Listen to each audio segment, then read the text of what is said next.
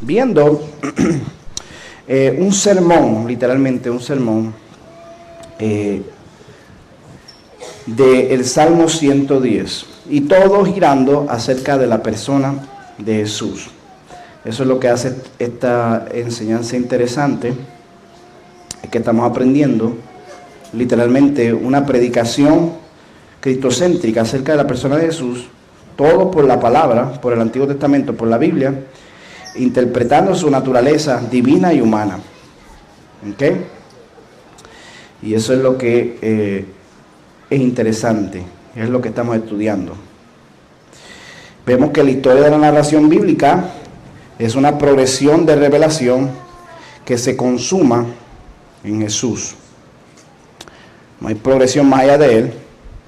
Él mismo es la palabra final. Jesús es la palabra final completa y perfecta de Dios para los hombres. Lo que de Dios no se encuentra en Jesús es porque no existe. Eso lo sacamos de Hebreos capítulo 1, verso 1. Hace mucho tiempo Dios habló muchas veces y de diversas maneras a nuestros antepasados por medio de los profetas. Y ahora en estos últimos días nos ha hablado por medio de su Hijo. Amén.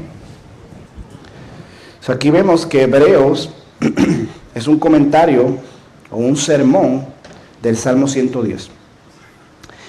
Y me interesa en esta clase estudiar Hebreos como un esquema, podemos decir un bosquejo doctrinal, que revela la interpretación cristológica exegética que la iglesia tenía en el primer siglo.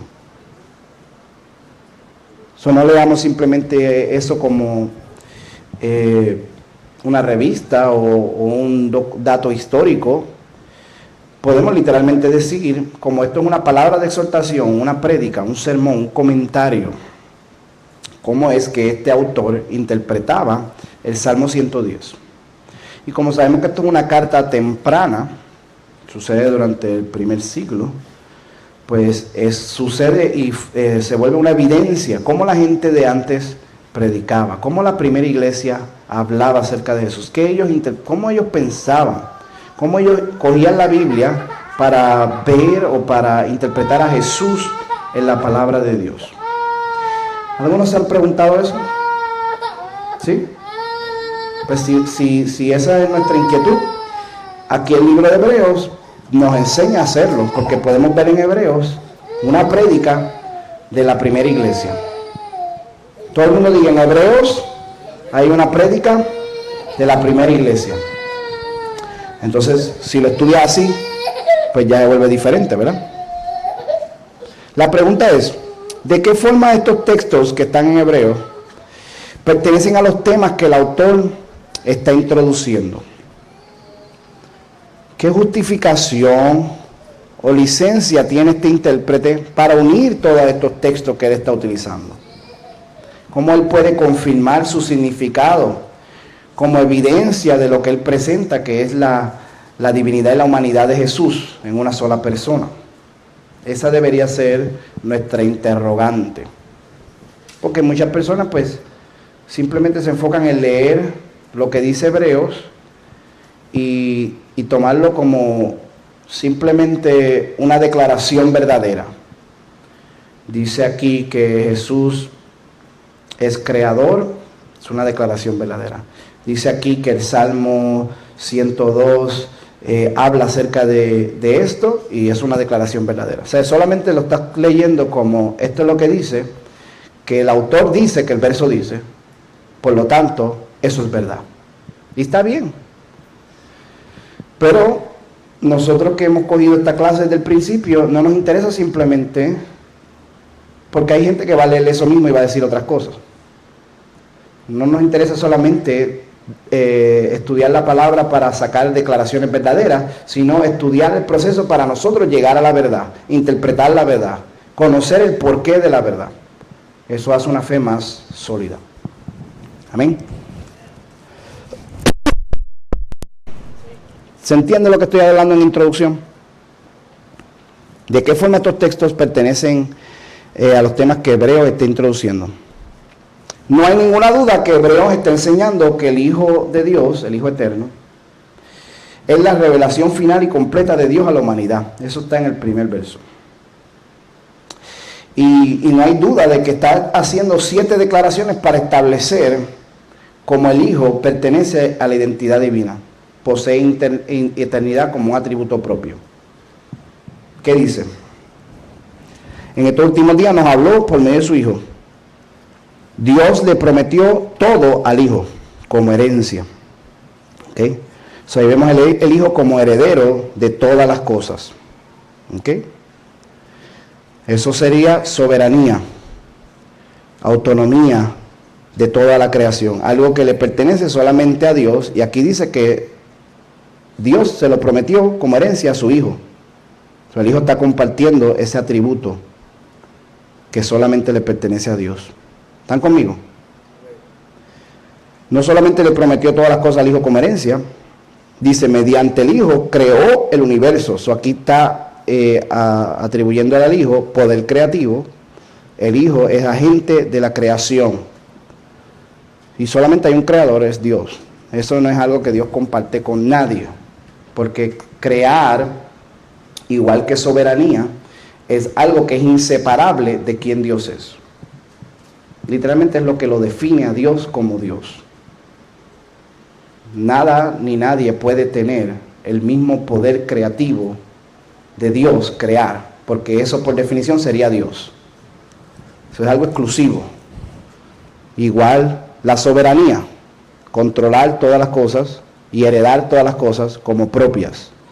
Esas dos cosas que son exclusivas de la deidad de Dios, aquí dicen que son compartidas o le pertenecen por atributo propio al Hijo. Amén.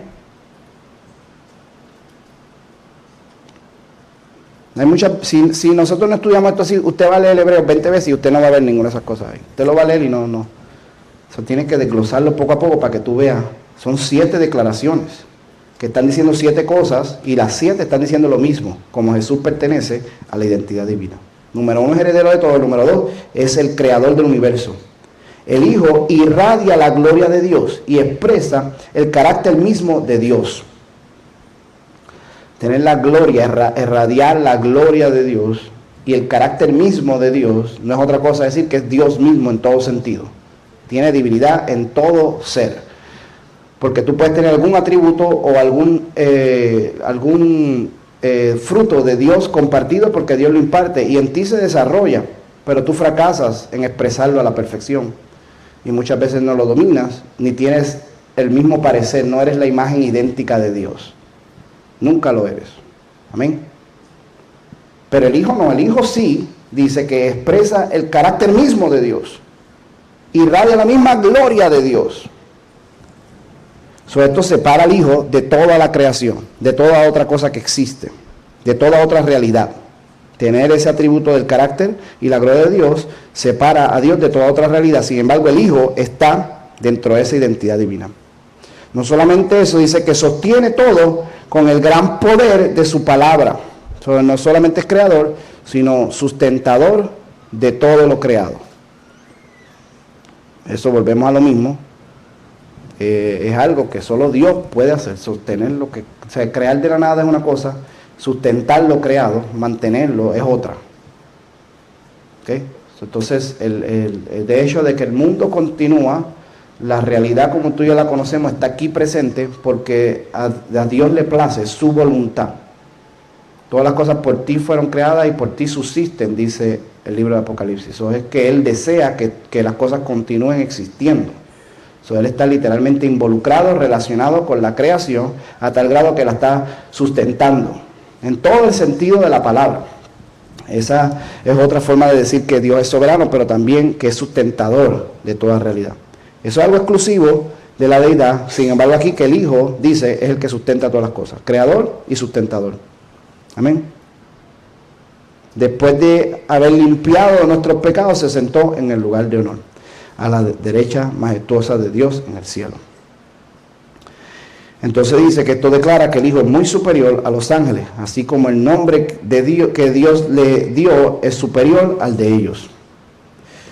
Y ese nombre heredado, ese nombre de herencia, podemos especular que es el nombre divino, igual que en Filipenses capítulo 2. No lo dice claramente, es una especulación, pero es tan buena interpretación como todas las demás. ¿Cuál fue el nombre que heredó? Puede ser que el nombre sea un estatus de prestigio. Puede decir, tú tienes un buen nombre. Eso no está hablando de que hay un nombre específico, sino que tú tienes un prestigio. Puede ser una interpretación. Puede ser que el nombre simplemente es el nombre de Jesús, y el nombre de Jesús adquirió más honor del que ya tenía. Puede ser también. Puede ser que el nombre sea el nombre de Hijo de Dios. Al literalmente resucitar de los muertos, ese título de Hijo de Dios reveló que era el Hijo Eterno y le heredó un nombre más. La interpretación que yo te estoy dando es que el nombre secreto, el nombre de honra, el nombre divino es el nombre Yahweh. Eso es lo que heredó. Como dice Filipenses 2, Jesucristo es Yahweh para la gloria de Dios Padre. Lo heredó en la humanidad porque ya era de él ese nombre en la divinidad. Tenemos aquí otro ejemplo de las dos naturalezas. Tenía el nombre divino porque era 100% Dios, pero tenía que heredar ese nombre divino en la humanidad cuando se hizo hombre, hacer por los hombres lo que los hombres no podían hacer por sí mismos. Y por eso recibió un nombre más excelente, el nombre divino, Yahweh, que está por encima de todos los demás nombres. Para que toda lengua confiese, Jesucristo es Yahweh, el Señor, para la gloria de Dios Padre. Amén. Tener el nombre divino, ser creador, sustentador de toda la realidad, sentarse en el trono de la majestad, sentarse en el lugar de honor. A la derecha es sentarse en el trono, no es que hay dos tronos, uno a la derecha y otro a la izquierda, no, es que es sentarse en el mismo trono de Dios. Limpiar pecados, eso es algo que solo Dios puede hacer. Está diciendo 7 cosas que son exclusivas de Dios, y aquí el Hijo las posee por esencia propia. Amén.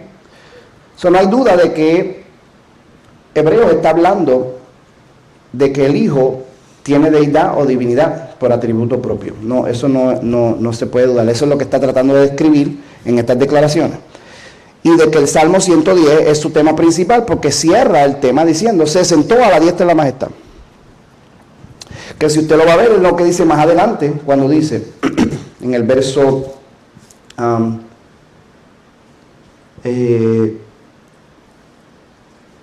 13 dice, además Dios nunca le dijo a ningún otro ángel, siéntate en el lugar de honor a mi derecha, hasta que ponga a tus enemigos por estrado de tus pies. Ahí vemos otro ejemplo donde dice el Salmo, donde cita el Salmo 110. Amén. Le voy a dar todas las citas de una vez. Hebreos 12:2, Hebreos 10:12, Hebreos 8:1, aparte de Hebreos 1:4 y aparte de, 1:3 y aparte de Hebreos 2:13. Sobre Hebreos 1:3, Hebreos 2:13, Hebreos 10:12, 8:1 y Hebreos 12:2 citan el Salmo 110. Y toda la predicación, la palabra exhortación que está aquí en Hebreos, está girando alrededor de este verso. Eso es una prédica. Esto es como decir, este libro nos puede enseñar cómo predicar. Coges un texto y ves 7 temas, 7 escrituras y empieza a coser estos temas y estas escrituras. ¿Están conmigo hasta ahí? Literalmente el Salmo 110 es citado al principio, en el medio y en el final. ¿Me siguen? Entonces, no hay duda de que está hablando como el Hijo pertenece a la identidad divina y tiene humanidad. Eso lo vemos en los primeros versos que hemos leído ahora mismo. Entonces, la pregunta es, ¿de qué forma los textos utilizados confirman lo que el autor está tratando de establecer acerca de Jesús? Estos 7 textos que van a continuación tratan de confirmar o de demostrar que Jesús es superior a todo lo creado, incluyendo a los ángeles, y contrasta la divinidad del Hijo como creador y sustentador de toda realidad y digno de adoración con las criaturas divinas, que son los ángeles, que son temporeras y pasajeras, no tienen el nombre divino.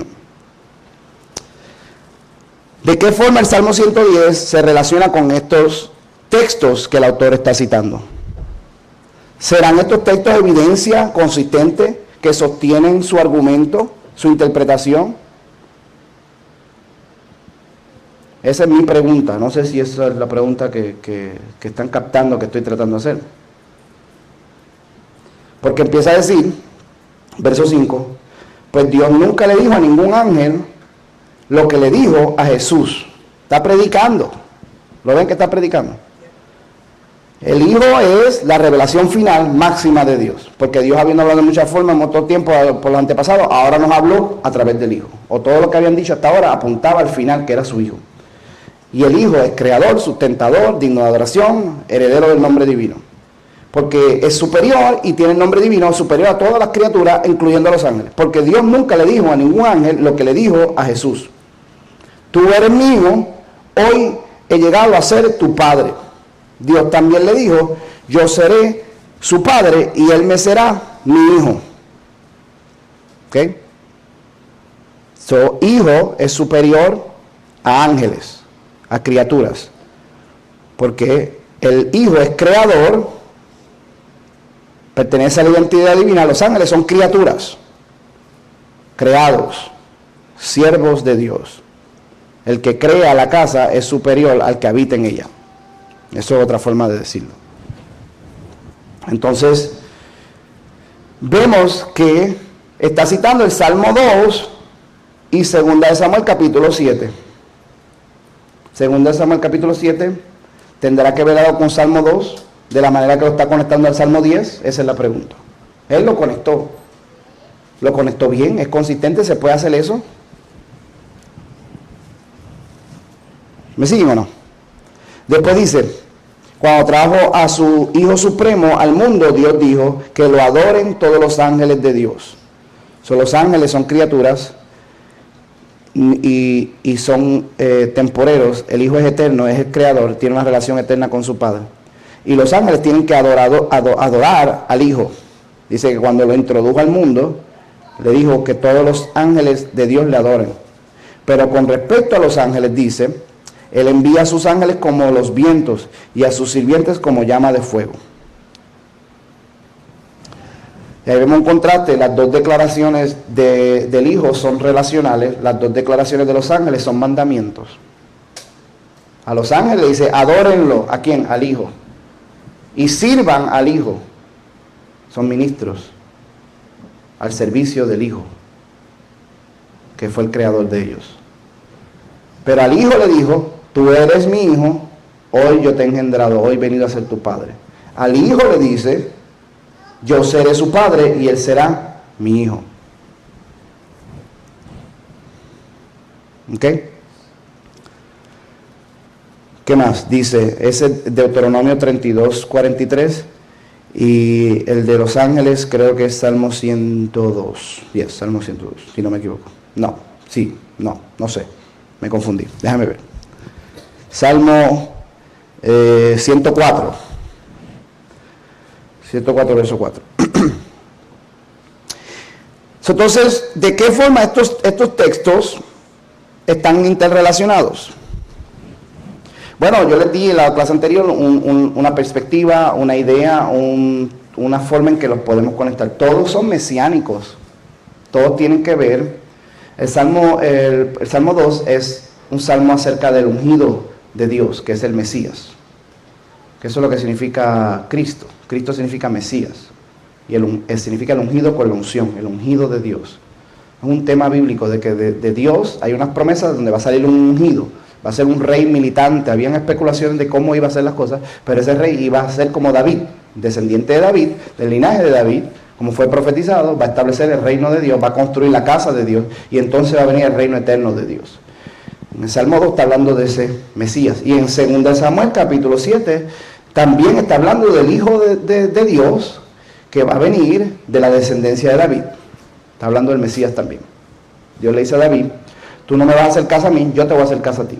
La casa que te voy a hacer es una genealogía, es una casa viva, porque dice que la casa va a ser una simiente donde David mismo se va a meter. Y esa casa es una descendencia donde va a venir un hijo, y ese hijo va a construir la casa eterna, no hecha de manos. Entonces esa genealogía es de donde viene el Mesías, y todo lo que está en el Mesías, su genealogía restaurada en él, nueva creación, y nos metemos a esa casa. Por eso le digo, en la casa de mi padre muchas moradas hay. Si no hubiera sido así, no se lo hubiera dicho, voy a preparar lugar, para que donde yo estoy, ustedes estén también. Estamos hablando de una relación íntima con Dios el Creador, con el Padre. Y yo soy el camino, yo soy la verdad, yo soy la vida, y nadie viene al Padre si no es por mí. Él es la casa, Jesús mismo es la casa de Dios, donde tú y yo nos podemos meter en nueva creación. A través de su muerte y su resurrección, Él crea un lugar, y ese lugar es donde tú intimas con el Padre en el nombre y a través de Jesús, por su Espíritu. Entonces, eso está profetizado en 2 Samuel capítulo 7. Vemos dos ejemplos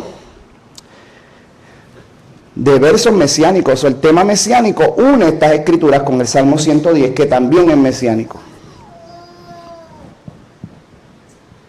Esa es la forma de justificar consistentemente que todos los textos están refiriéndose a lo mismo y se cumplieron en Jesús.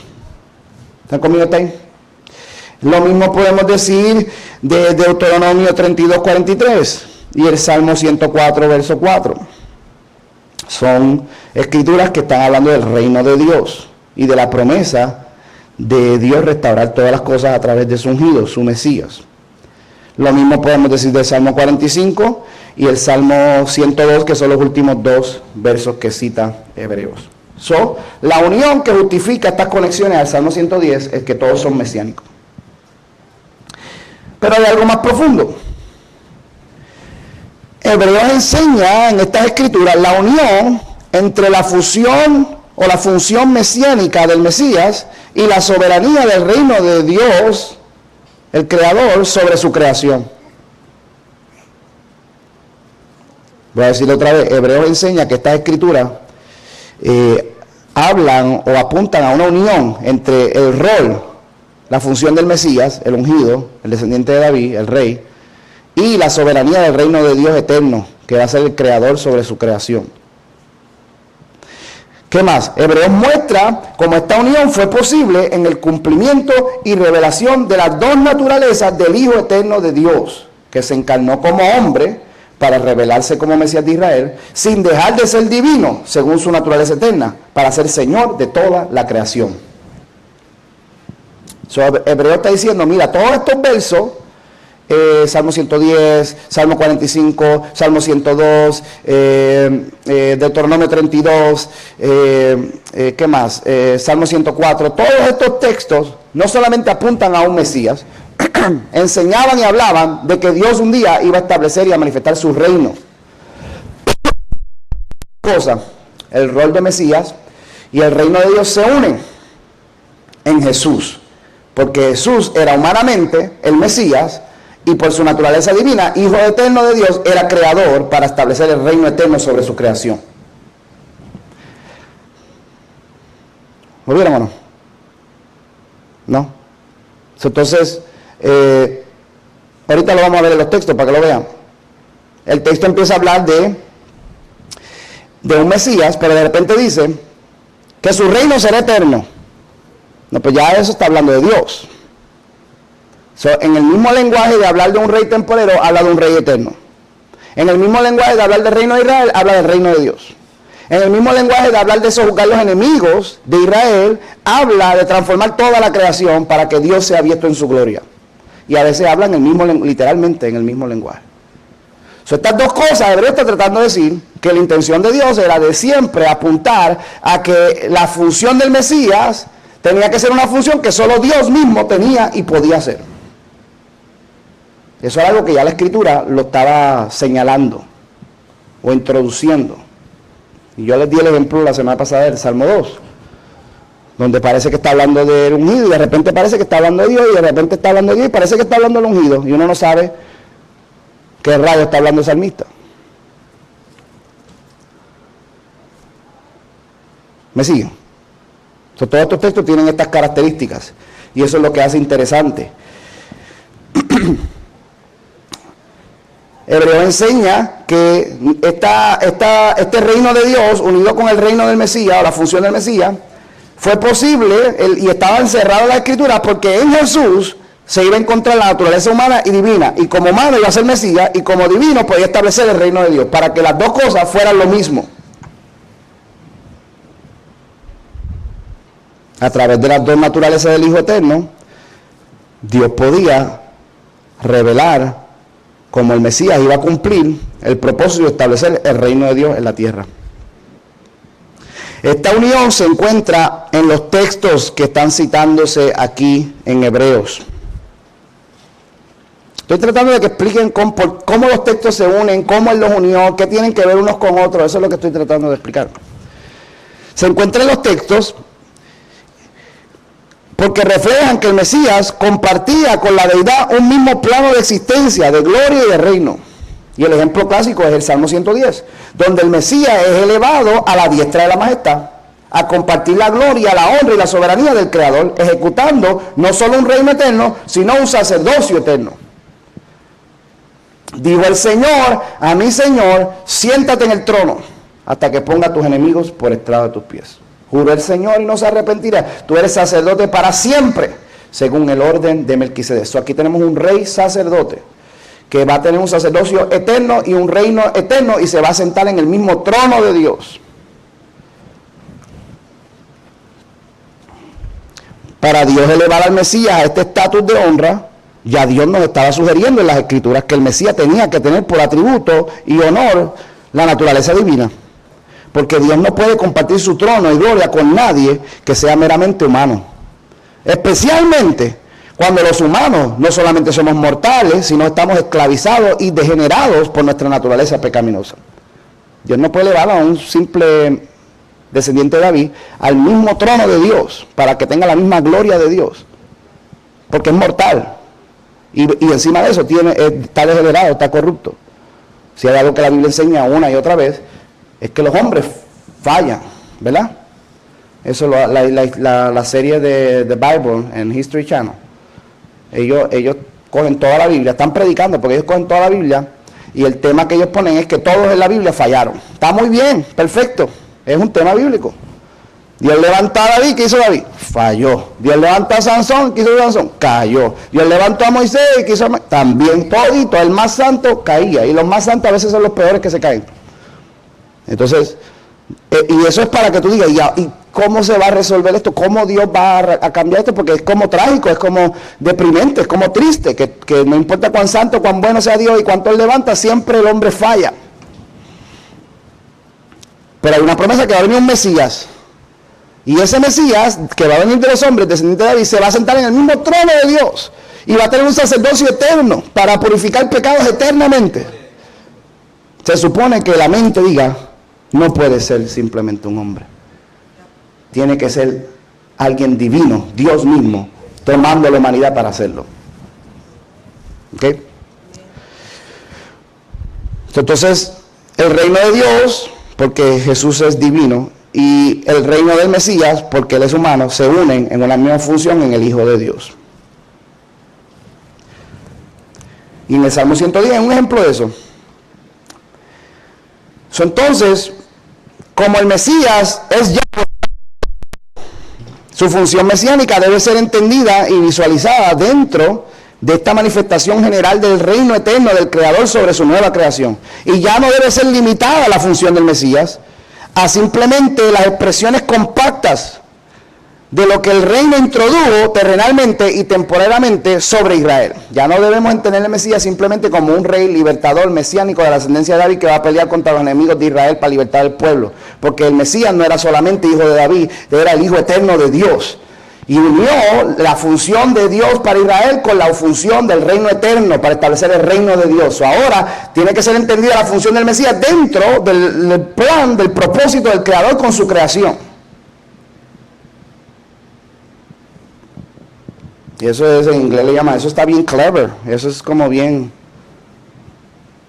Entonces por eso es que el Hijo de Dios se sentó a la diestra de la majestad. O sea, Él no está en la diestra de la majestad tratando de beneficiar a la descendencia de Abraham y a pelear por el pedazo de tierra allá con los judíos. Eso no es lo que Él está haciendo. ¿Qué está haciendo? Una nueva creación para toda la humanidad ser restaurada y salvada. Está trayendo un propósito eterno. Y entonces los planes del Mesías para Israel deben ser entendidos dentro de ese contexto. Amén. ¿Se entiende o no? Y por eso es que después usted va a ver que en Hebreo está debatiendo tanto, deben de estar enfocándose en el fastidiado templo ese y las vacas y los sacrificios, eso es del linaje levítico, eso es temporero. Y dice en Hebreo, está pronto a desaparecer. Eran tipo y sombra, figura de las cosas celestiales. El Hijo Eterno, el verdadero sumo sacerdote, no entró al lugar santísimo en la tierra, sino a los cielos, por el velo de su propia carne, porque hizo una nueva creación. Está tratando de explicar que el Mesías no solamente era descendiente de David como los hombres, era hijo de Dios eterno, por lo tanto lo que vino a hacer es establecer el reino de Dios y a cumplir las promesas de Dios a Israel, sí, para redefinirlas alrededor de su espíritu y la nueva creación. Entonces se expande a algo más general, más amplio, más profundo. Y por eso es que dice en Hebreo, está a la diestra de la majestad y dice, pero no vemos todavía que todas las cosas están sujetas bajo sus pies. Si Él es un reino universal, nueva creación, y tiene todo poder y majestad, y va a transformar todas las cosas, ¿por qué todo está tan chavado? Y Él dice, bueno, no se ve en lo natural, pero dice, pero vemos a Jesús. Esa es la pregunta, si estás mirando a Jesús. Cuando tú quitas los ojos de Jesús, todo se ve chavado. Pero cuando tú ves y te pones tu mirada en Jesús, el autor y consumador de la fe, tú dices, Él tiene el poder, Él tiene la gloria, Él está en control, Él es soberano, Él tiene su espíritu en mí y con Él yo estoy en su reino. ¿Lo ven o no? Cuando quitas la mirada de Jesús, viene la duda, la incredulidad, la confusión. Cuando pones la mirada de Jesús, ya ves que el propósito y el plan de Dios ya comenzó, la muerte ya fue derrotada, la nueva creación nació en su resurrección. Y el reino ya está en la tierra, su espíritu se está moviendo. La salvación, el quitar de pecado ya está sucediendo en nuestras vidas, en nuestros corazones. Hay que caminar en ese reino eterno. Y en este mundo, esa realidad espiritual, todas las cosas que aún son malas, Dios las usa para su gloria. Eso es lo que el libro de Apocalipsis nos enseña. En el libro de Isaías está el profeta mirando y está deprimido, porque Israel está destruido, pero de repente dice que fue elevado al trono de Dios y dijo, la tierra está llena de su gloria. Pues ven acá, están mirando la tierra y todo está mal, y todo está podrido, todo está destruido. ¿Y por qué ahora dices que la tierra está llena de su gloria? Porque ya no estás mirando lo terrenal, lo estás viendo a través del trono. Y Dios te abre los ojos para que veas que su gloria está por todas ti y tiene todo en control. Y al final por eso dice, mira, los mártires, ellos le han vencido por la sangre del cordero y la palabra de su testimonio. En lo natural parecían mártires sufriendo, ay bendito, los mataron. Pero en el mundo espiritual están reinando porque padecieron como Jesús padeció y ahora están en gloria. Y en el mundo venidero ellos reinarán con Cristo. Mira las cosas mirando a Jesús, no mirando lo terrenal. Esa es la forma de Hebreos interpretar las contradicciones de mirar a Jesús en gloria y que este mundo no refleje la gloria que Él tiene. Amén. Ustedes están vivos. Como el Mesías es Yahweh para la gloria de Dios Padre, esa función mesiánica ahora debe ser redefinida, entendida diferente. La función del reino de Dios con la función del Mesías unifica estos textos y los temas dentro de la visión que Hebreo está presentando de una manera entendible y consistente. Ahora mira otro ejemplo para que usted vea cómo esto funciona. Salmo 45.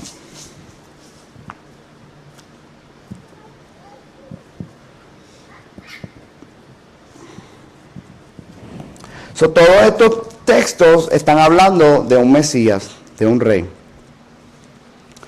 Pero aún dentro de estos textos ya habían señales o introducciones o sugerencias de que este rey iba a ser más que un meramente ser humano, porque dentro de las promesas mesiánicas habla de un reino eterno, habla de Dios interviniendo. Entonces el intérprete empieza a mirar los textos con ese lente, con esa perspectiva. Vamos a ver si este verso, este capítulo 45, hace eso. Yo les mostré la semana pasada el Salmo 2, ¿se acuerdan o no? Ok, dice, hermosas palabras conmueven mi corazón. Esto es un salmo muy bonito, de hecho, que está hablando de las bodas del rey. Eso es un salmo dedicado al rey en toda su gloria cuando se está casando. Pero si usted ve, empieza a decir cosas raras, no sé. A veces la gente lo confunde porque es poético, o es que es hipérbole, exageraciones. No, pero el intérprete hebreo dice, no, ahí está revelando una gran verdad. Que este rey que está prefigurando al Mesías, está hablando de Dios mismo. Dice, hermosas palabras conmueven mi corazón, por eso recitaré un bello poema acerca del rey, pues mi lengua es como la pluma de un hábil poeta. Eres el más apuesto de todos, de tus labios se desprenden palabras amables, Dios mismo te ha bendecido para siempre.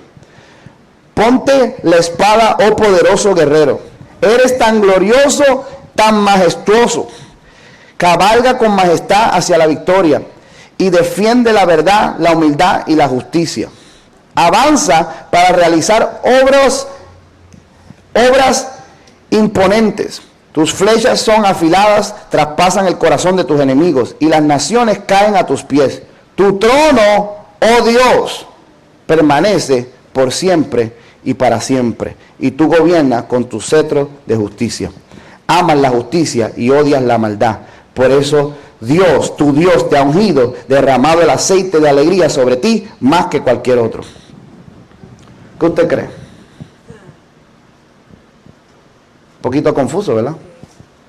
¿Estaba hablando de Dios o estaba hablando del rey? Iba bien, el rey y este rey, pero de repente dice que el rey es majestuoso y glorioso. ¿Tú eres más bello que todos?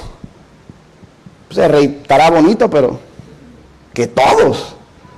Empieza y de repente dice que tú vas a hacer obras, dice, tú eres glorioso y majestuoso, dice, tú defiendes la verdad, la humildad y la justicia. ¿Cuándo usted ha visto un rey que defiende la verdad? La verdad lo mejor, la justicia quizás de vez en cuando, pero la humildad. Bueno, si usted tenía alguna duda, dice, tu trono, oh Dios, permanece para siempre, con un cetro de justicia. Ahí tú no puedes debatir nada. Ahí está hablando de Dios. ¿Verdad? Amas la justicia y ves la verdad, por eso Dios. Adiós, pero ¿qué pasó ahí? Tu Dios te ha ungido. Ahí está hablando el ungido, el Mesías. Derramado el aceite de alegría sobre ti más que cualquier otro. Ya la Biblia estaba encerrando en las promesas mesiánicas que el rol del Mesías iba a ser más que un rey humano o un rol humano, iba a ser algo divino, que iba a establecer el reino de Dios, el trono de Dios, la gloria de Dios. Igual que el Salmo 110. Dijo Yahweh a mi Señor, Adonai, a Curios, siéntate a mi diestra. Siéntate en el trono hasta que ponga a tus enemigos por estrado de tus pies. ¿Lo ven o no? Si lo ven o no ven nada. ¿Están ciegos? ¿Están vivos? Vamos a ir a 2 de Samuel 7.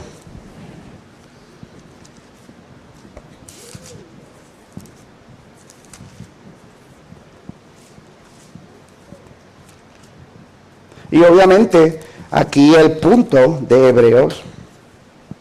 Porque, si yo voy a decir que el Mesías es más que humano, porque va a venir conforme a su naturaleza divina a establecer el plan y el reino de Dios, que es un reino eterno, el peligro es, ¿quién es este ser divino? La interpretación obvia que muchos pueden cometer en error es que es un ángel, porque sería confuso decir que es Dios mismo, porque como Dios mismo puede hacerse hombre. Y como Dios mismo puede, como el Señor le puede, como Yahweh puede hablarle a Yahweh, como el Señor, como el trono de Dios dice, tu Dios te unió. ¿Cómo puede ser eso, right? Es un poquito confuso, entonces podría caer el error de que es uno de los ángeles, una criatura. Hebreo está contrastando, no, es un hijo eterno, creador, por eso estoy diciendo, digno de adoración, heredero del nombre divino en la humanidad, porque era el nombre divino de él en su divinidad. Y está tratando de contrastarlo superior a los ángeles. Para que entiendan que todos los ángeles, todas las criaturas son creados, son siervos y están, por mandato divino, tienen que adorar a este creador. Porque entonces ahí ya no hay confusión. Y sin embargo, aún así, hay sectas que se llaman los mormones que dicen que Jesús es un ángel. Y hay sectas que se llaman los testigos de Jehová que dicen que Jesús es el arcángel Miguel. Y hay mucha gente que confunde a Jesús con simplemente un ser divino más. O un Dios, mini Dios, porque hay muchos dioses. Por eso es que Hebreo está explicando claramente. Nuestro Hijo es eterno y pertenece a la identidad divina desde siempre, creador, sustentador de toda realidad. Tomó la humanidad para poder cumplir el rol mesiánico y para que el rol de Mesías se una con el rol del reino de Dios. Y en su persona, dos naturalezas, humana y divina, estas dos cosas se entrelazan. Y la Biblia ya había apuntado a eso en el Salmo 45, en el Salmo 2, en el Salmo 110. Le dijo Yahweh a mí, Señor, Adonai, Curio, siéntate a mi diestra, siéntate en el trono hasta que ponga a tus enemigos por estrado de tus pies. Juro el Señor y no se arrepentirá. Tú eres sacerdote para siempre, según el orden de Melquisedec.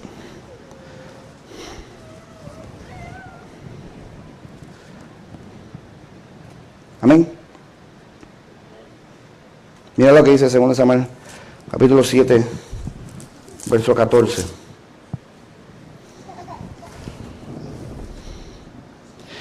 Bueno, voy a decir esto. Lo que yo te estoy enseñando hoy, búscalo en internet y búscate un libro, no lo vas a encontrar. Porque la mayoría de la gente interpreta esto como que Hebreo está tomando versos para tratar de probar algo fuera de su contexto. ¿Me entiendes? En ningún momento, como ellos no pueden explicar cómo cada verso tiene que ver con los otros versos y de qué manera están relacionados al Salmo 110, prefieren decir que está sacando los versos a su conveniencia para forzarlos a decir algo que tenga que ver con lo que él quiere predicar. Entonces, de esa manera, usted lee la Biblia y lo que están diciendo indirectamente es una licencia para hacer que la Biblia diga lo que nosotros querramos. Entonces saquemos versos y forcémoslos a decir lo que nosotros queramos decir. En vez de decir qué es lo que el verso quiso decir en su contexto y de qué manera se relaciona al contexto y al tema que yo quiero implementar. Porque si no se implementa, no lo puedo forzar. Amén. Entonces, al estudiar y analizar, no es tan complicado. Yo no sé si usted lo está entendiendo, no es tan difícil porque se ve bastante obvio. Todos los versos son mesiánicos. Y todos tienen esta dinámica de que hablan del rey ungido y de Dios en un mismo plano de existencia. De esa manera se complementan con el Salmo 110. ¿Sí o no? ¿Nos vamos para casa? Sí, ¿verdad? Mejor vámonos.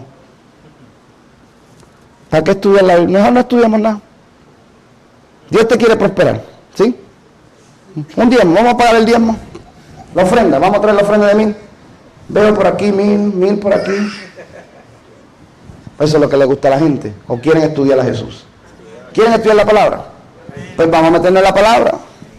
¿Qué dice aquí? 2 Samuel 7. Podemos empezar, bueno, en el verso 14 está la cita que está dando Hebreo, pero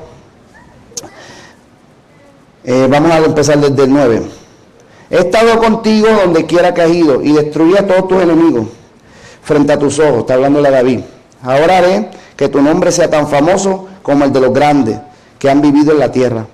Le daré una patria a mi pueblo Israel y lo estableceré en un lugar seguro donde no será molestado. Las naciones malvadas no lo oprimirán como lo hicieron en el pasado, cuando designé jueces para que gobernaran a mi pueblo Israel, y le daré descanso de todos tus enemigos. Además el Señor declara que construirá una casa para ti, una dinastía de reyes. Ahí está la casa. Recuérdate que David está diciéndole a Dios, está bonito lo que David dice, porque David está diciendo, mira, yo tengo un palacio, yo tengo estas casas enormes, y Dios ahí en un trapo de tienda ahí, tirado. Y mucho tiempo le tomó inspirarse, pero tenía sentido, ¿verdad? O sea, me debería dar vergüenza que yo estoy aquí echándome fresco en un palacio con mi joya, mi oro y todo eso, y la pobre arca del pacto y los levitas ahí tirados en una tienda de madera. Entonces, ¿qué dice? Yo voy a hacerle a Dios una casa. Y David estaba pensando en una casa gloriosa, una casa hermosa, para que la gloria de Dios no esté en una tienda, sino que esté en un lugar glorioso. Dios le dijo a David, tienes el talento, pero te falta mucha práctica. La idea está buena, pero tú estás pensando muy limitado, porque Dios le dice a David, ¿cuándo te pedí yo a ti que tú me hicieras casa? ¿No te dije yo que yo quiero una tienda, que yo quiero un tabernáculo? Porque la tienda, el tabernáculo, está ilustrando que mientras estamos en esta creación, todo es pasajero. Hay que montarlo y desmontarlo. Naces y mueres. Del polvo vienes, al polvo volverás. La casa que yo quiero hacer no puede ser más que una transitoria. Transitoria porque se monta y se quita. Hoy la iglesia puede ser aquí, mañana puede ser en tu casa. Debería ser en todo lugar, en todo tiempo, si practicamos el orden. Hasta que venga la nueva creación. ¿Me siguen o no? O sea, las instrucciones del tabernáculo, de su estructura, están reflejando una verdad espiritual que tenía que aprender Israel. So, no es una casa temporera, la casa que Dios quiere es una eterna. Tú no puedes construir esa casa, le está diciendo Dios a David, pero de ti va a salir uno que va a ser una casa donde tú te vas a entrar a ella. Una casa eterna no está hecha de manos, no es una casa temporera, no es como la de Moisés, es una dinastía, es un linaje. Todo ese, nosotros somos ese linaje de reyes y sacerdotes. Esa es la casa eterna, es una casa espiritual. ¿Me siguen o no?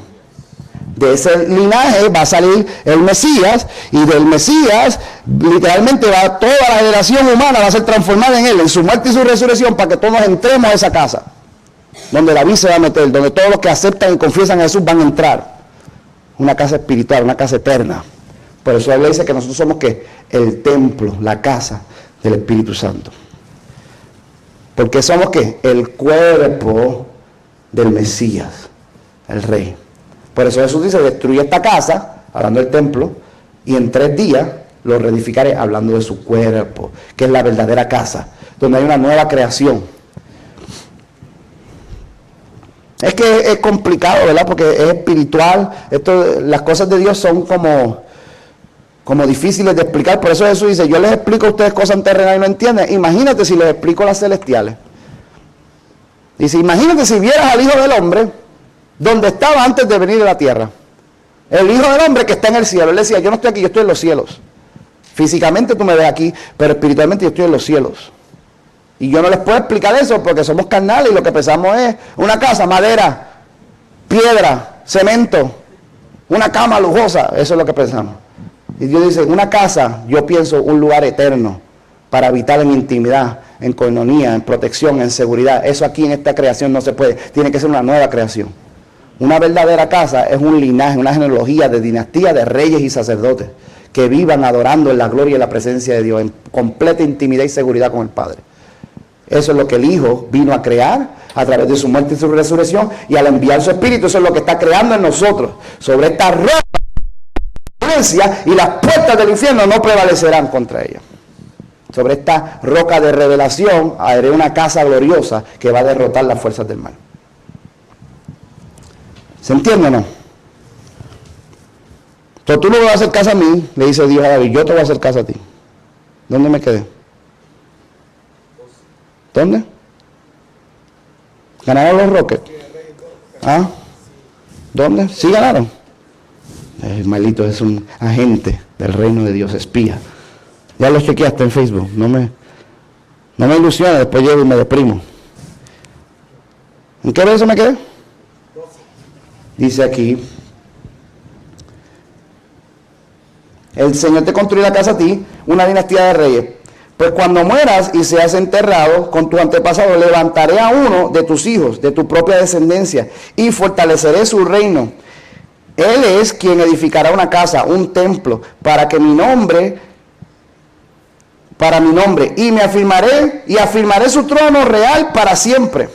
Yo seré su padre y él será mi hijo. Ahí lo ven, está hablando de la cita de Hebreos. Entonces, ¿qué está diciendo Hebreos? Esto ya apuntaba que de la dinastía, del linaje de David, iba a venir el Hijo Eterno, porque es el único que puede hacer una casa permanente para siempre, donde todos se puedan entrar.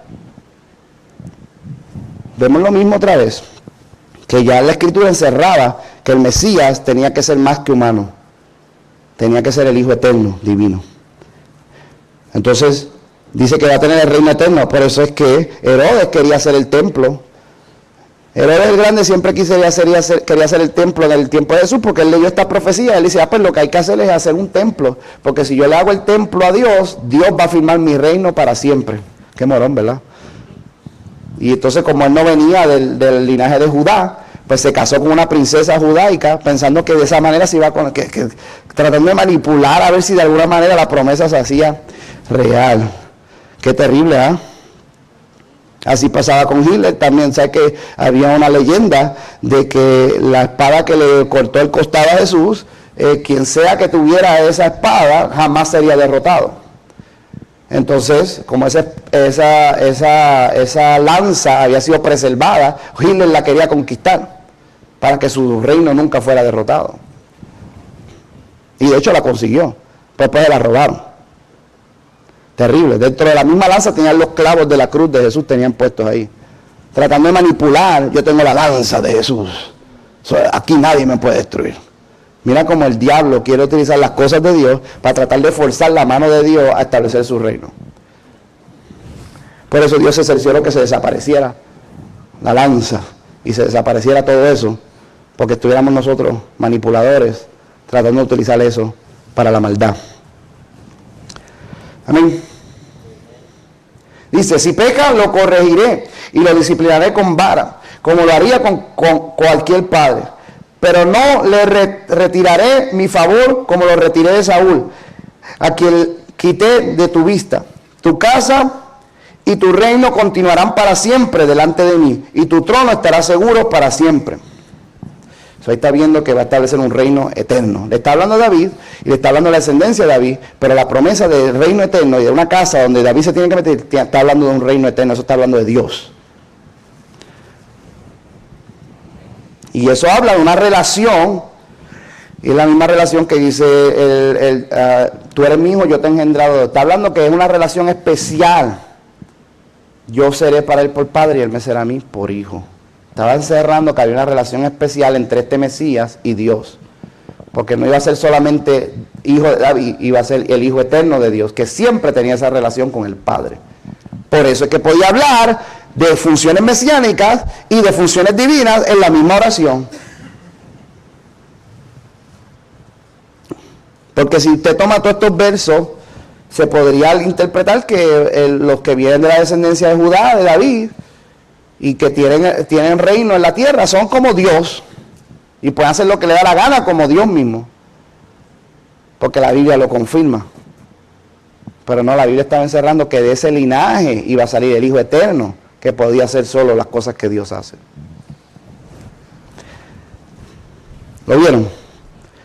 Salmo 2, 2 Samuel 7, Salmo 45, Deuteronomio 32, 43, lo mismo. Yo me rompí buscando en el Salmo 97.7 se conecta con Deuteronomio 32.43, porque el Salmo 97.7 cita a Deuteronomio 32, pero no sé si en tu Biblia lo dice, pero en mi Biblia no tiene la versión que dice todos los ángeles de Dios adórenle. Está en un manuscrito que se encontró en los rollos del Mar Muerto, que de hecho es la Biblia más antigua que existe. Por alguna razón se desapareció esa porción.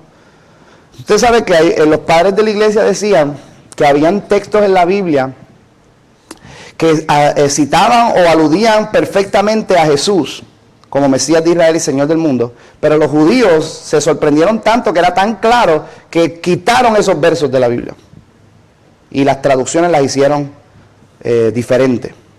¿Okay? Y la pregunta siempre ha sido, ¿qué versos serán esos?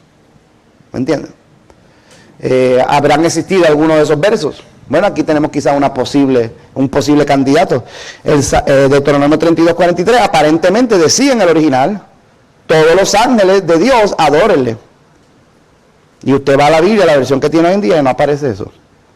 Está en un manuscrito del rollo del Mar Muerto, que es la Biblia más antigua que existe. Amén. Dice Deuteronomio 32:43. Esta es la canción de Moisés.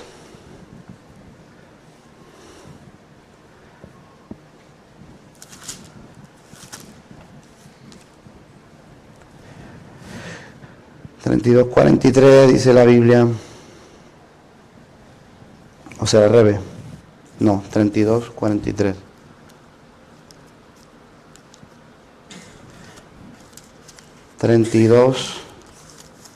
¿Ya lo tienen? Dice aquí.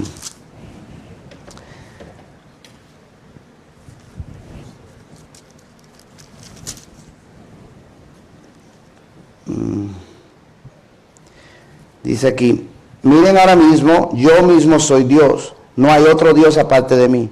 Yo soy el que mata y el que da vida, yo soy el que hiere y el que sana. Nadie puede ser librado de mi mano poderosa.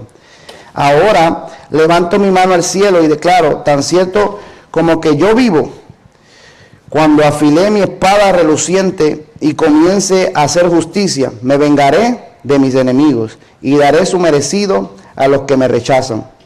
Haré que mis flechas se emborrachen de sangre y mi espada devorará carne. La sangre de los masacrados y cautivos y las cabezas de los jefes enemigos. Alégrense con él, oh cielos, y que lo adoren todos los ángeles de Dios. Mi versión sí lo dice porque mi versión está modernizada. Mientras más moderna sea tu versión, más añade los nuevos descubrimientos de las Biblias más antiguas. Está hablando de las promesas de Dios de Israel, la canción de Moisés a su pueblo, y dice que de repente Dios mismo se va a aparecer y va a hacer justicia y va a pelear las batallas de Israel. Y está diciendo en Hebreos, cuando introduce al primogénito al mundo, eso está diciendo que Deuteronomio 32 es mesiánico. Está profetizando la llegada del Hijo de Dios a hacer el rol mesiánico. Y por eso es que dice del Hijo mesiánico, algo que solamente se puede ser dicho de Dios. Todos los ángeles de Dios, adórenlo. Amén.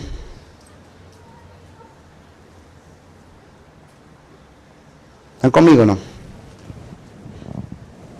Aquí vemos otro verso que habla de las promesas de Dios a Israel e introduce o profetiza acerca de la aparición de Dios dentro de la promesa a su pueblo, del mismo linaje de David, de los mismos descendientes de Judá. De hecho, otro verso que no se cita aquí, si usted lo quiere ver, que es bien bonito, es igual que la canción de Moisés a Israel, es la canción de Jacob a sus hijos, profetizándole. Cuando llega Judá, profetiza de Judá que va a salir el león. Y habla que sus vestiduras estarán vestidas de sangre. Y usted lee esa promesa y profecía, y uno de los padres de la iglesia interpretaba que dice, su sangre será de la sangre de las uvas. Y mira qué tremendo el intérprete del padre de la iglesia, decía, las uvas son creación de Dios, a diferencia del vino, que es tomando la creación de Dios hecha por los hombres. Eso está diciendo que la sangre de este que viene del linaje es literalmente divina, porque el Creador va a correr con su sangre a través de ella. Eso está leyendo proféticamente, metafóricamente, la profecía a la tribu de Judá. Está diciendo que el león de la tribu de Judá va a ser el Mesías, porque dice, de Judá no se apartará el scepter, dice en inglés, el trono.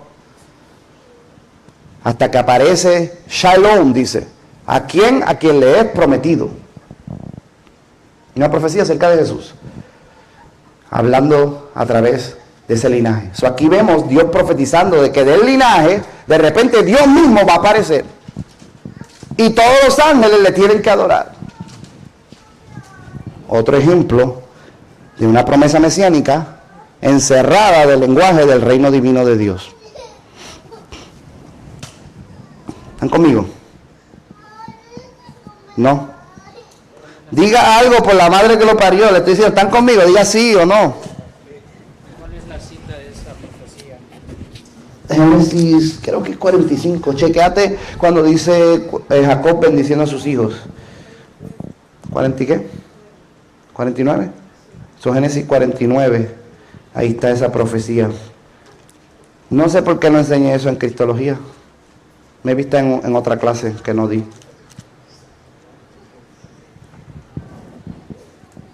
Yo nunca había visto eso. Usted nunca ha visto un verso que alguien cita de la Biblia. Usted dice, eso no está en la Biblia. Así me pasaba a mí cuando yo leía eso no está en la Biblia. Y después fui a Génesis 40 y estaba ahí. Yo decía, wow, ¿cómo? Yo nunca había visto eso. Está ahí en la Biblia. Bien terrible.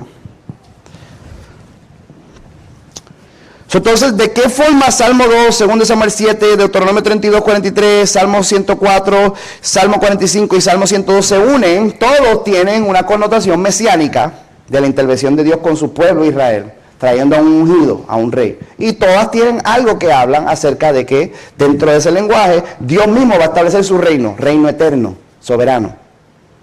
Y estas dos cosas, el autor está diciendo, se unen en Jesús. Porque Jesús tiene naturaleza humana, viene de la descendencia de David, puede ser Mesías. Porque Él tiene naturaleza divina, Él puede hacer las cosas que solo Dios puede hacer, establecer su reino, reino eterno en la tierra.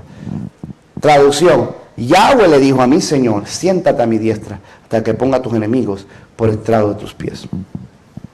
Juró el Señor y no se arrepentirá. Tú serás sacerdote para siempre, eternidad, conforme al linaje de Melquisedec. Ahí dice, en el libro de Hebreos más adelante lo vamos a ver, dice que cuando dice tú eres sacerdote para siempre, el sacerdocio de Jesús es eterno, porque viene a través de un decreto divino, una promesa divina. Y dice el escritor de Hebreos que para tener la capacidad de interceder eternamente, tiene que tener divinidad y eternidad por atributo propio. Eso está bien interesante. Dice, los levitas que vienen del linaje, dice, todos mueren, eso no pueden cumplir su sacerdocio. Dice, y por eso hay muchos sacerdotes. Hay muchos levitas y muchos siendo entrenados, cientos y cientos. Porque muchos mueren y no pueden continuar y se les deja el legado. Pues dice, este no necesita ningún legado y no necesita descendiente, sino que uno solo puede cumplir la promesa porque él tiene el poder de una vida indestructible. ¿Qué quiere decir eso? Que tiene eternidad. Por eso el Señor puede jurar y no arrepentirse. Tú serás sacerdote para siempre, conforme al linaje de Melquisedec. Se va a sentar en el trono de Dios y va a ser sacerdote para siempre. Juró el Señor y no se arrepentirá. Tiene la capacidad de salvarnos. Termino con esto. Mira Salmo, vamos a leer Hebreos 7 y con esto termino.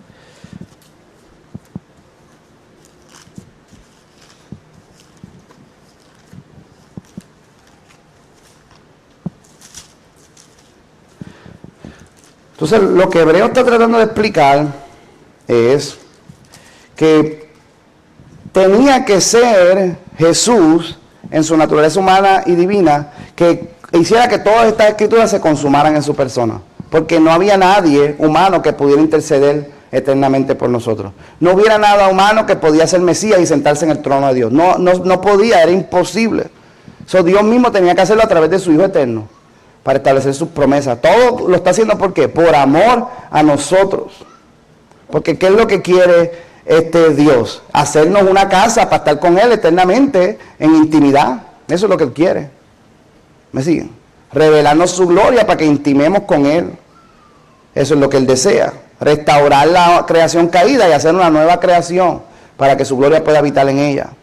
Pero para eso tú y yo necesitamos ser restaurados, perdonados. La única forma es darnos un sumo sacerdote que tenga naturaleza humana y divina, para que como hombre haga por nosotros lo que no podemos hacer, y como ser divino que es, como parte de la identidad divina, puede interceder por nosotros y perdonar todos nuestros pecados para siempre. Y asegurarse que tú y yo tengamos una relación eterna con Dios. Construir una casa donde todos podamos entrar a ser parte de ella. ¿Lo ven? De esa es la manera que el ungido con la unción, Jesús, pelea las batallas de Dios, derrota a los enemigos de Dios, construye la casa eterna.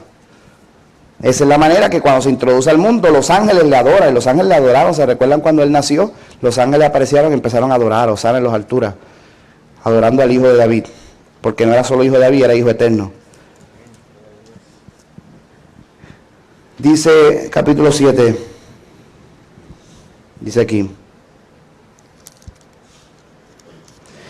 el Señor ha jurado y no romperá su juramento. Verso 21. Tú eres sacerdote para siempre. Debido a ese juramento, Jesús es quien garantiza este mejor pacto con Dios. Hubo muchos sacerdotes bajo el sistema antiguo, porque la muerte les impedía continuar sus funciones. Pero dado a que Jesús vive para siempre, su sacerdocio dura para siempre. Por eso puede salvar una vez y para siempre a los que vienen a Dios por medio de Él, quien vive para siempre a fin de interceder con Dios a favor de ellos. ¿No te da vergüenza eso? Eso a mí me da vergüenza. Imagínate que tú tengas a alguien que no hace nada en su vida más que eternamente interceder por ti. Tú tienes un intercesor, 24 horas al día. Te dice, mándame en fax todas tus necesidades, yo voy a estar intercediendo todo el día por ti. Está tremendo eso, ¿verdad? Eso es lo que está diciendo de Jesús. Eso es quién es Jesús para ti. Es tu intercedor que vive para interceder por ti para siempre. ¿Te podrás salvar tú? Tú no tienes más remedio que salvarte con ese intercesor que está intercediendo. ¿Usted creerá la Biblia? Mire, hermano, usted no cree la Biblia nada. Si usted se deprime, usted no cree la Biblia nada. Si usted se condena, usted no cree la Biblia nada. Si usted vive en incredulidad del amor de Dios para su vida, usted no cree la Biblia nada. Porque algo más fuerte que eso, la Biblia no puede decir. Que se hizo humano para tomar tu pecado, morir por ti en tu lugar, resucitó para sentarse en el trono de Dios, para que tú tengas su gloria y su espíritu, y vive intercediendo por ti para salvarte eternamente para siempre. Y tú aquí dudando de su amor. Y tú aquí preguntando si Dios oye tus oraciones. Y tú aquí cuestionando lo que sucede con tu vida. Pon los ojos en Jesús, mira a tu intercesor. Está sentado a la diestra de la mano, está intercediendo. Ahora mismo está orando por ti. Y como es Dios, está diciendo, puede orar por ti eternamente y orar por el que está al lado eternamente. Y en el tiempo los dos reciben la promesa igual. Él ya eternamente oró por ti. Tú estabas en el avión cayéndote. ¡Ah! Y entre el G y SOS, Él oró eternamente por ti. Mientras estaba orando por todos los demás eternamente. Porque Dios, solo Dios puede escuchar todas las oraciones y orar eternamente por cada uno de ellos. En su divinidad. Y eternamente orando, siente el dolor de tus lágrimas porque es hombre, fue humano. Y en la humanidad percibe eso. Ora perfectamente, compadeciéndose de tu necesidad. Qué tremendo. Vive para siempre, para salvar una vez y para siempre a los que vienen a Dios por medio de Él. Eso es por medio de Él, eso no es por medio de ningún otro. Y vive para siempre a fin de interceder con Dios a favor de ellos. Él es la clase de sacerdote que necesitamos, ¿no creen? Porque es santo y no tiene culpa ni mancha de pecado. Él ha sido apartado de los pecadores y se le ha dado el lugar más alto honor en el cielo, el lugar de más alto honor en el cielo.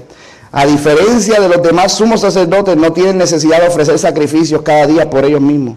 Ellos los ofrecían primero por sus propios pecados y luego por los del pueblo. Sin embargo, Jesús lo hizo una vez y para siempre, cuando se ofreció a sí mismo como sacrificio por los pecados del pueblo. La ley nombra sumos sacerdotes que están limitados por debilidades humanas. Pero después de que la ley fue entregada, Dios nombró a su Hijo mediante un juramento y su Hijo ha sido hecho perfecto sumo sacerdote para siempre.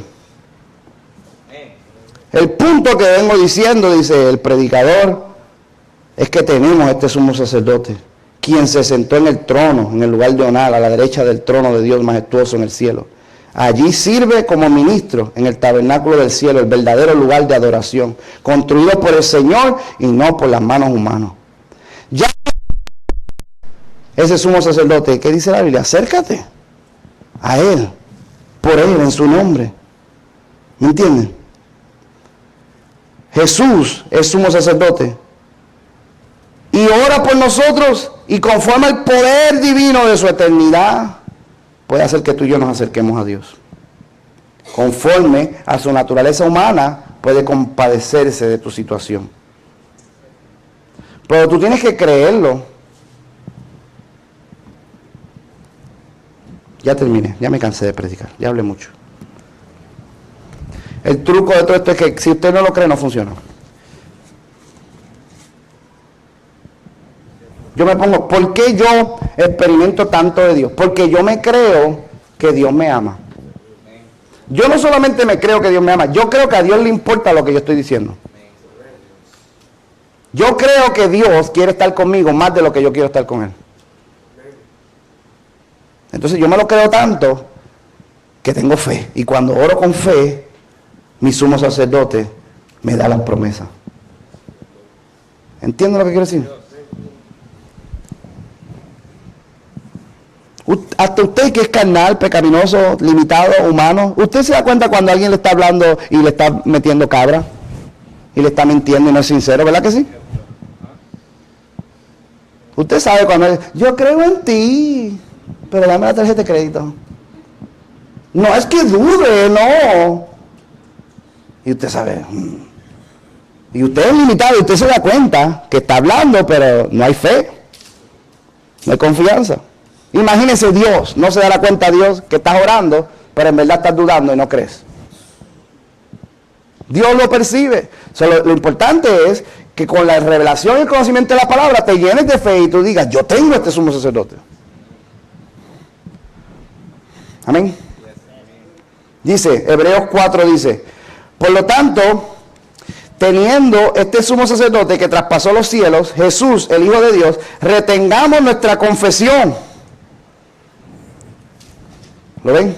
Tienes el sumo sacerdote, traspasó los cielos, está intercediendo por ti, pero tienes que retener tu confesión. Porque no tenemos un sumo sacerdote que no pueda compadecerse de nuestras debilidades, sino uno que fue tentado en todo según nuestra semejanza, pero sin pecado. Acerquémonos pues confiadamente al trono de la gracia para alcanzar misericordia y hallar gracia para el oportuno socorro. Acércate con confianza.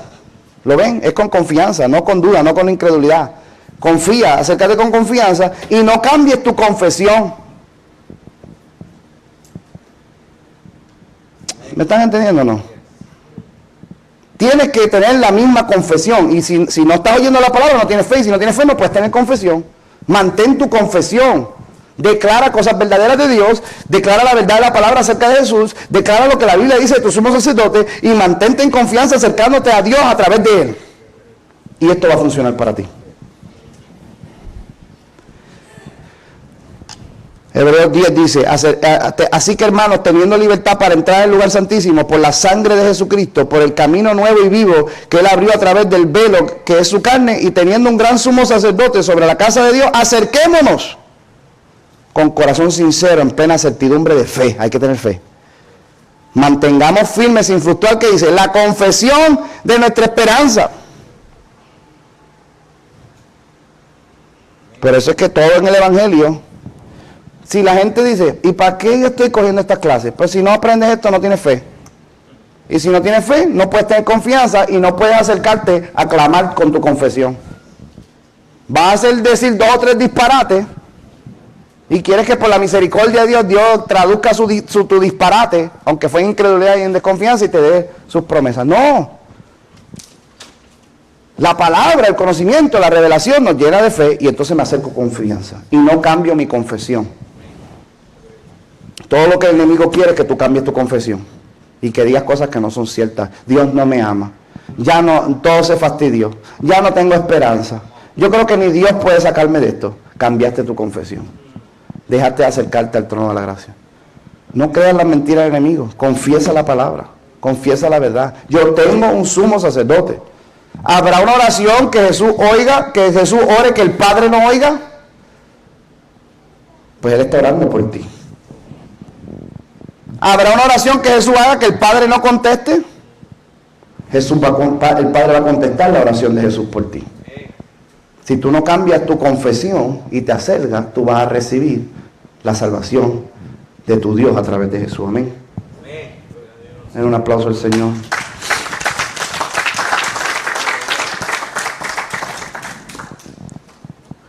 Son 7 declaraciones de Jesús y 7 versos que hablan como Jesús es superior a los ángeles y pertenece a la identidad divina.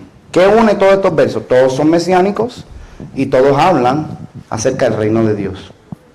Aparentemente se consuman en el Salmo 110 porque fue ahí donde Dios dijo, le dijo Yahweh a mi Señor, siéntate a mi diestra hasta que ponga a tus enemigos por estrado de tus pies. Juro el Señor y no se arrepentirá, tú eres sacerdote para siempre, según el orden de Melquisedec. Amén. Toda la Biblia está diciendo, este predicador encerraba este misterio de que del linaje de David, el Mesías iba a ser más que simplemente un hombre, iba a ser el Hijo eterno de Dios, que era el único que podía hacer la función mesiánica y el rol de Señor como creador y sustentador de toda realidad. Por eso es que ahora tú y yo estamos en un nuevo Israel, con un nuevo Mesías, con el sumo sacerdote de nuestra alma y vivimos en el reino de Dios. No cambiemos nuestra confesión. ¿Qué es lo que quería Dios con Israel y qué es lo que quiere Dios con la humanidad y qué es lo que Dios quiere con nosotros? Salvarnos de nuestro pecado, de nuestra debilidad, de nuestras cosas. ¿Cómo? A través de Jesús. Acerquémonos a Él y vamos a recibir perdón, sanidad, restauración, todo lo que el Padre tiene para nuestras vidas. Amén. Póngase en la cabeza esto, escuchen lo que le voy a decir y me callo la boca. Yo tengo que recibir estas cosas porque la tragedia no es que si no las recibo me chavo. La tragedia es que todas estas cosas que Dios tiene para mí, Jesús pagó el precio por ellas. Sufrió en la cruz por ella, murió por ella, y yo por incredulidad no las disfruté. Jesús sufrió en vano por mí. Porque Él murió para que yo sea salvo, pero yo no disfruté la salvación. Él murió para que yo fuera sano, pero yo no creí por mi sanidad. Él murió para que yo tuviera paz, gozo, una vida de abundancia, pero yo no quise creer en la abundancia de Dios en mi vida. La tragedia no es que te moriste fastidiado y no te fuiste al cielo. La tragedia es que Jesús pagó el precio por esas cosas y tú no las disfrutaste. Por eso es que cuando lloro yo digo, Padre, por amor a Jesús, tu Hijo, que pagó el precio, yo tengo que recibir estas cosas. Porque no va a ser en vano el sacrificio. Si Jesús estuviera aquí, Él te diría, gracias por recibir lo que yo pagué el precio para que tú disfrutaras. Porque nosotros pensamos que todo el mundo disfruta del amor de Dios. La mayoría de la gente duda y en incredulidad se alejan, no se acercan a las promesas de Dios. Amén. Ponte de pie y di, Padre, yo quiero recibir todo lo que Jesús pagó el precio que yo disfrutara. Yo quiero recibir todo lo que Jesús con su sangre preciosa compró para mí. Jesús murió para que yo tenga paz. Jesús murió para que yo sea sano. Jesús murió para que yo tenga intimidad contigo, Padre. Jesús murió para tu espíritu que clama en mí. Todas las promesas son sí y amén en el Mesías. Yo quiero esas promesas, no porque quiero estar bien, por amor a sacerdote que pagó el precio. Yo quiero recibir esas promesas en mi vida. Vamos, levanta tu mano al cielo y pon tu mirada al sacerdote, tu Salvador. Él está intercediendo por ti, Él está orando por ti, Él está clamando por ti, sentado a la diestra de la majestad en el lugar de honor, en el trono, viviendo para siempre, para salvarte, para redimirte o para transformarte.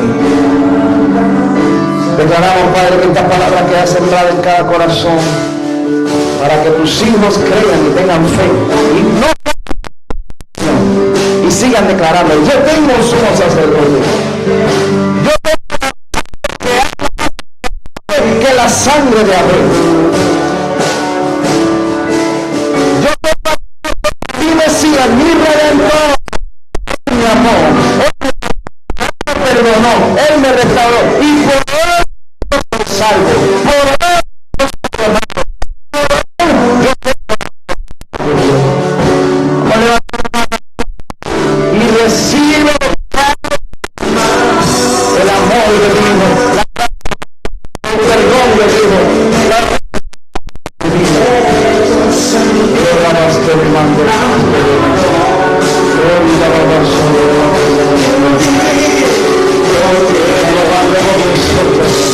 para servir.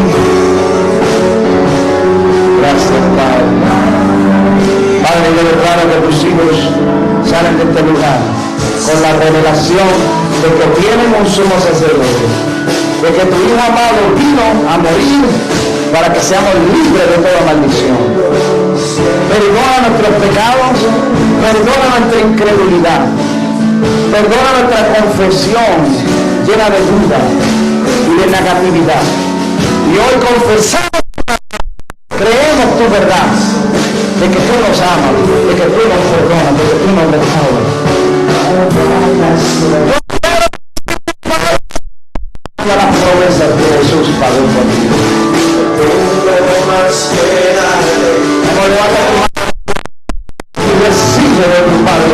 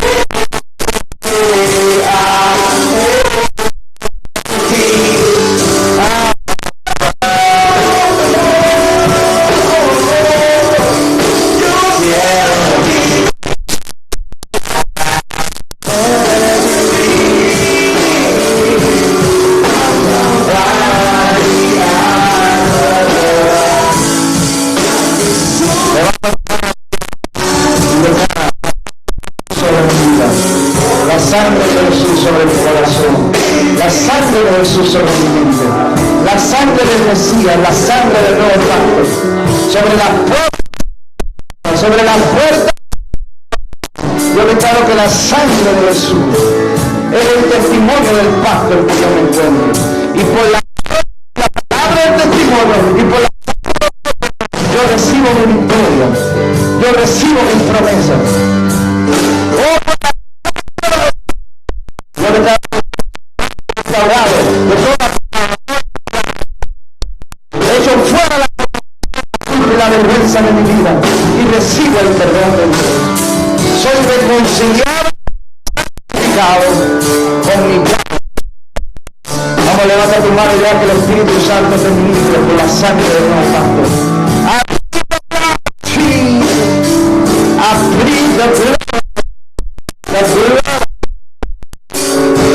Oh, declara la sangre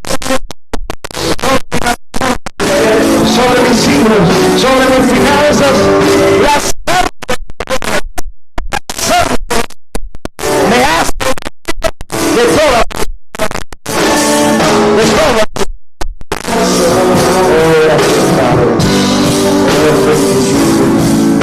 Cuando reciben hoy, un aplauso al Señor.